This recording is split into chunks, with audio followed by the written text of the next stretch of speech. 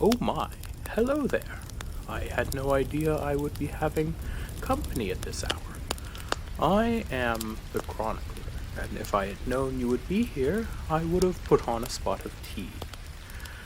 I was just in the middle of reading one of my favorite stories, The Tales of the Oldwood.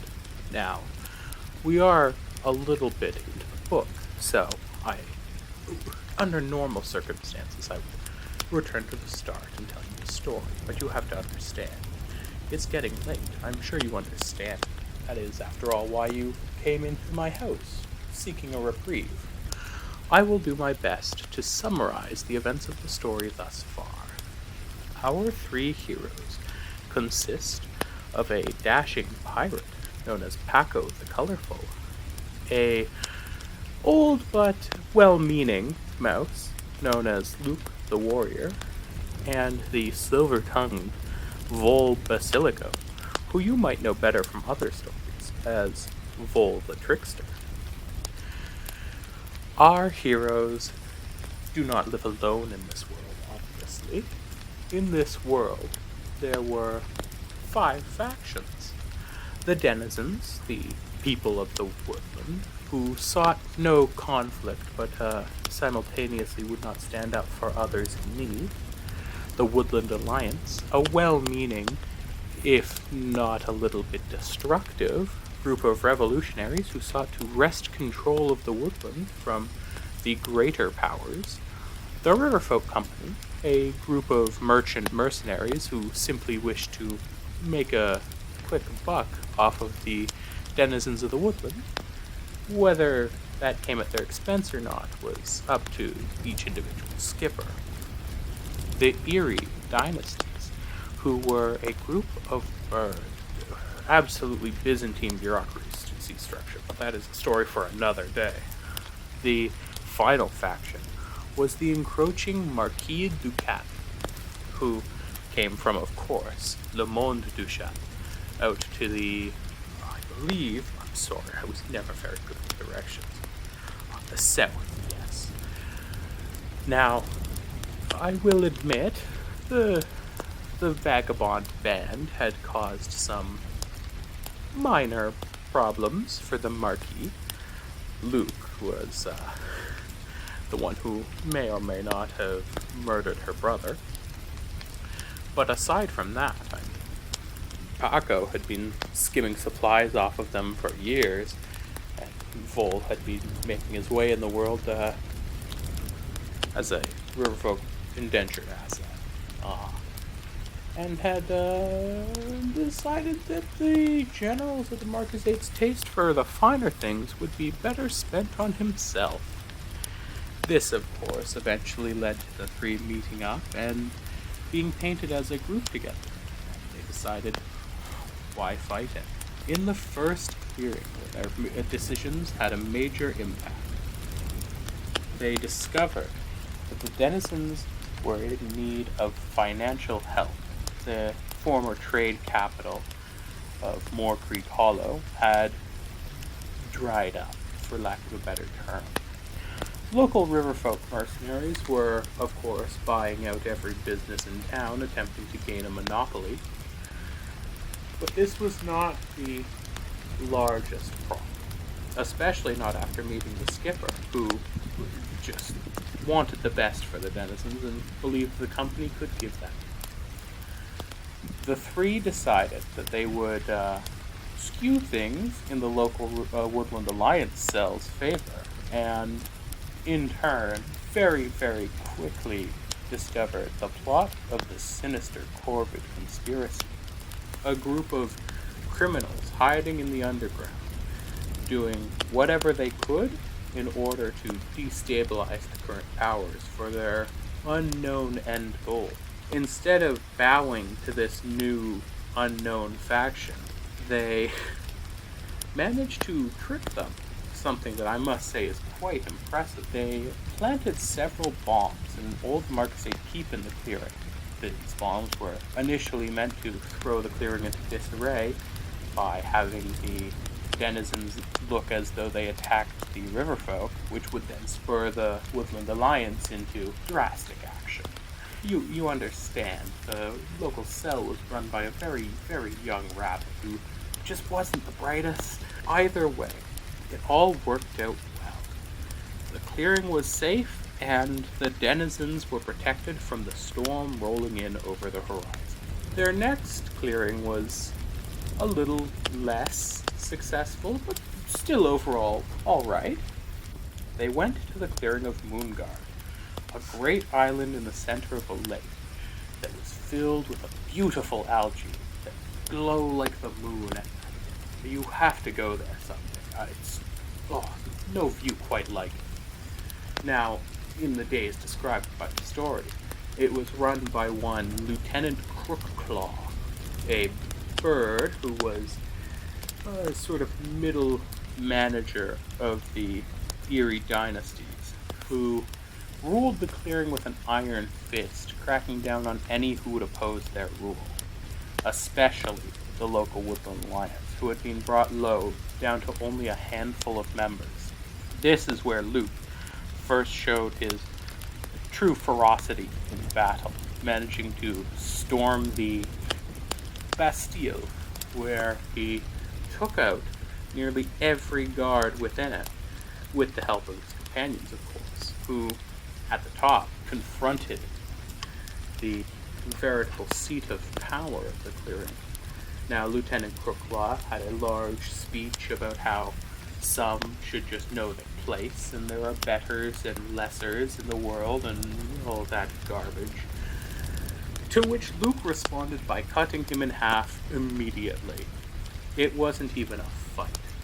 You have to understand, Luke was one of the most preeminent fighters in the woodland, and this lieutenant, while strong, was no match for the mouse's blade. Luke's companions, Vol and Paco, had less altruistic actions in the battle. Vol was incredibly useful in distracting guards and keeping them from the scene, and Paco was very useful at getting the local constabulary to turn against Crookclaw. But when it came to the final battle, rather than fighting alongside their friend, they ran directly into Crookclaw's manor and began looting everything that was not nailed down. I promise you, they get better eventually. It just takes a while.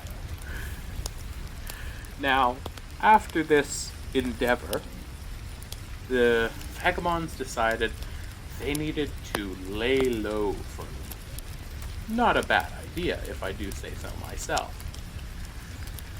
This is when they move on to Ember Hill, a wonderful clearing.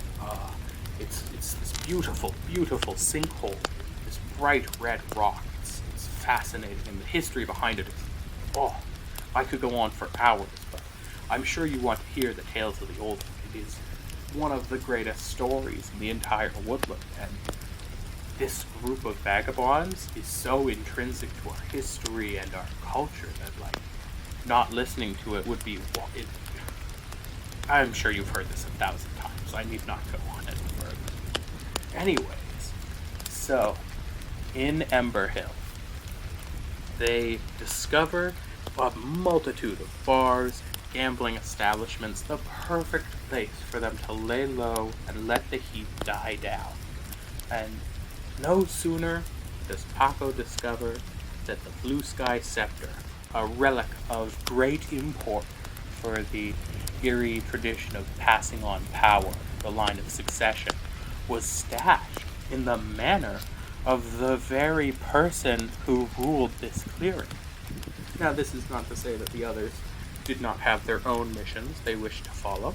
In Ember Hill, there were miners who had been trapped by some sort of explosion or some issue, and even the local Erie constabulary were none too proud of what had happened. Despite this, they first made their way to the manor, at which point they discovered a massive complex built into the rock using ancient relics from the ruins in the Oldwood's past in order to guard the Blue Sky Scepter. The group made it past every single defense, Paco even disguised himself as his ancient nemesis, the veritable, kindest Erie around Captain Fussy, who was the only one to ever actually successfully stop the pirate from smuggling. Don't let him know I told you that.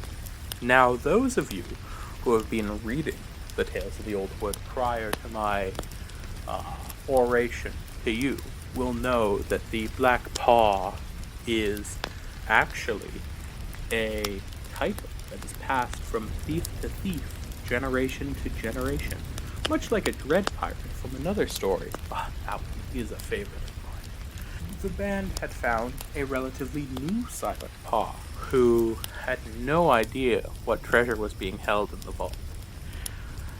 The three made their way, along with their new friend, who they trusted about as far as they could throw them. Not unreasonable when dealing with a thief. Through the entire labyrinth of traps, past guard rotations, until they eventually met something they could not escape. The cold eye of Vera Silverwind. A bald eagle and a very, very cruel and cunning Erie, who would not let anything get in the way of her advancement in the hierarchy. Now, Vera Silverwind ran the Silverwind Mercenary Corps, but was also in charge of a certain deal with the Windspires and the moles who lived within them, in order to get high-quality ore for the Erie, who were now planning to go back to war in a much larger scale than previously. In order to achieve this, she hired an expert negotiator, who she then mistook as Paco the Colorful, now stuck in a dangerous situation between a noble who would no sooner gut him than give him the time of day, and the need to steal valuables. They pulled a trick by stating that Paco, the dignitary she had called for, the eminent diplomat's parent, had just recently died, and they needed a moment to collect themselves. The astute Vera Silverwind gave them 5 minutes. And, of course, within this 5 minutes, the band got to work breaking into the vault. Once inside, Vol and Luke learned, with some amount of horror, that the item they were stealing was in fact the Blue Sky Scepter. As the second Paco touched the scepter, alarm bells went off and guards were coming to their location. In a hasty retreat, Vol was hurt, falling from beneath the manor into a large section of support columns built to keep the false trees within the roost aloft. Upon their exit, the town was nearing chaos. Not only had this alarm gone off, but also the Marquisate were at the gates, having tracked the vagabonds through the forest to this land due to their frankly sloppy job at covering their tracks. There was now about to be an all-out war within Ember Hill.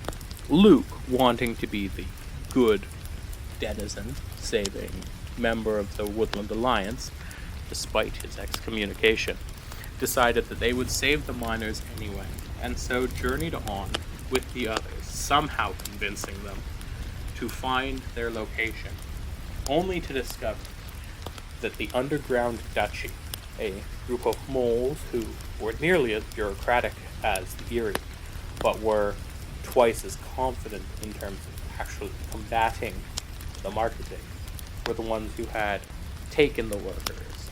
It was at this point that Vol decided to make use of their talents to fool the Underground Duchy into allowing them to escape. They succeeded. It was a wonderful move. Unfortunately, the only way they were able to convince them to allow their escape was by simultaneously tricking them into attacking the town. All hell had broken loose on the surface. It was a 3-way battle between some of the most competent heads in each of the factions. The only ones who stayed out of it were the Woodland Alliance and the Riverfolk Company, due to not having reached that part of the woodland yet. There was bloodshed, and there would have been more had it not been for the efforts of Luke, Vol, and Paco in mitigating the damage they caused. Bruised and battered, the trio make their way to the edge of the clearing, only to discover that Viscount Marseille, a man who had cleared a good amount of Vol's debt as an indentured servant with the Riverfolk Company, and had seen Vol as somewhat of a protege or a friend, was shocked to see them working with two terrorists who were just absolutely despised by the Marquisate. It was at this point they were handed an ultimatum. Either fight, or, with respect to Vol as an old friend, do a job for the Marquisate in Reliquwood. A new power source had been uncovered, and they wanted to verify that it was safe for the workers to use, rather than what the Erie had been doing, which was just mining it willy-nilly. The gang agrees, at first, though Luke is not happy about working for the Marquisate, and on their way to Reliquwood, they decide that they will not be helping the Marquisate whatsoever. This decision is not as unilateral as you may think, though, as Vol still harbors some loyalty to Viscount Marseille, if not the Marquisate as a whole. The Marquisate, of course, is quite large. It's not very kind to the denizens often, but it does have improvements for their lives. It is an industrial power, after all, and the Marquis seeks to create a self-sufficient nation to carve out a certain shred of power in this world. And so the vagabonds make their way to Relic, discovering the Library of the Great Oak, where I trained. It's a massive building. It's truly a historic site with many great professors, and many great people were molded by it, I would even go so far as to say. Why, any chronicler you find in the woodland is almost certainly at least been to the Great Oak for a year or two. This town was founded on top of a collection of relics from the ancient civilizations that lived in the woodland before the modern clearings, and Reliquwood was the center of the discovery and the research behind it. It was an archaeological heaven. Now, in Reliquwood, Paco met up with an unscrupulous old business partner of his who decided they would help him by giving him a new job, helping him smuggle some things across the border, and in exchange he would get a fabulous new weapon for his boat. Now, this was too good to be true, and it absolutely was, as the false bottom on medicines meant to be snuck to the Woodland Alliance revealed that there were several boat lice, large isopods that live in the fresh water and are capable of eating through a dock in mere days. They're actually quite a pest in some of the other southern woodlands. I've done much research on them. They're very interesting, but I'm getting off topic. Upon discovering this, they knew they could not go through with this agreement, but in classic Paco fashion, thought maybe they would be capable of double-crossing the mysterious employer. Perhaps they would even be capable of getting the reward without doing any damage to their own trade, as boat lice in the river would within a few years even certainly cause their own shipping and smuggling regime to fall apart. Vol found the Windfall family, a group of foxes in Reliquwood who had set up a local bookkeeping business. They were hoping to sell to the university students who required extra textbooks, as is so often the case in the Library of the Great Oak. Unfortunately, due to predatory practices with the Riverfolk Company loan they had recently taken in order to keep their business afloat, they were completely destitute, and reclamation agents would be sent in soon. Now, seeing an opportunity, an old skipper known as Skipper Morgan, an otter who despised Vol when they were working in the Riverfolk Company full time, decided that they would leverage the last bits of Vol's debt in order to try to get them to work as a reclamation agent. Unfortunately, this did not have the desired effect, and Vol, a brilliant trickster in his own right, decided to take a journey to a nearby clearing in order to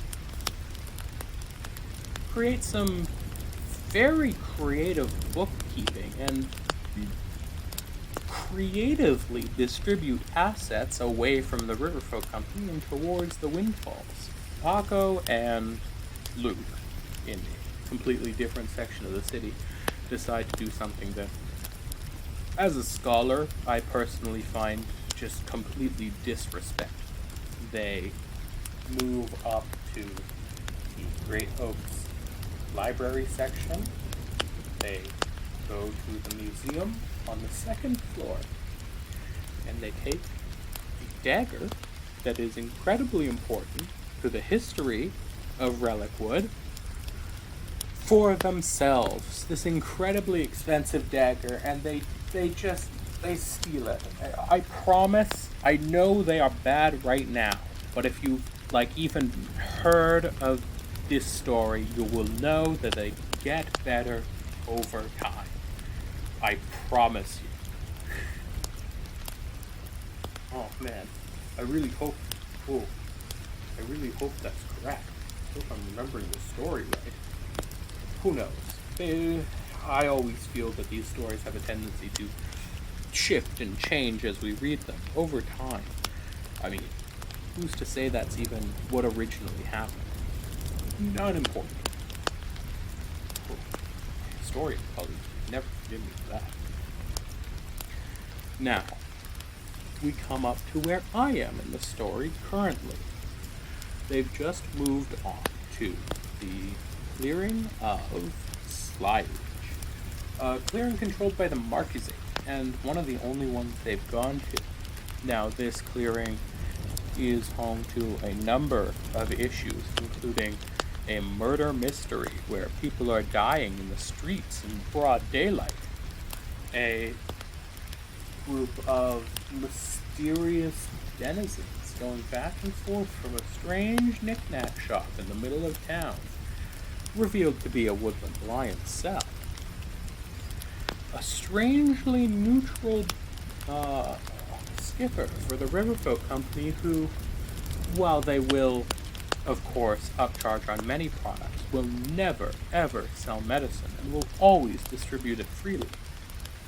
And finally, a kindly old vagabond, once feared and respected through the woodland as an immovable bastion, a wall against forces that far outnumbered them, deciding to settle down and work for the Marquisate of all people. Strange things were happening in Sly Ridge. Luke, deciding that the Woodland Alliance needed more bolstering after a series of crushing defeats in previous clearings, sought to steal weapons from the local Marquisate manor, while Paco discovered a sinister plot involving the Count of Stormhaven, and even discovered from a local worker that something strange was moving about in the night, something that jittered and moved as though it was a corpse on strings with glowing yellow eyes. All of this information was collected and thought about by the band, and now we reach the point in the story I have just gotten. A large explosion was heard across 4 or 5 clearings in the woodland. Giant plumes of smoke rise from the earth, the closest one being north of town, visible just across the great river that splits the woodland. Something has changed, something big, and the vagabonds are all about to feel the consequences of their actions.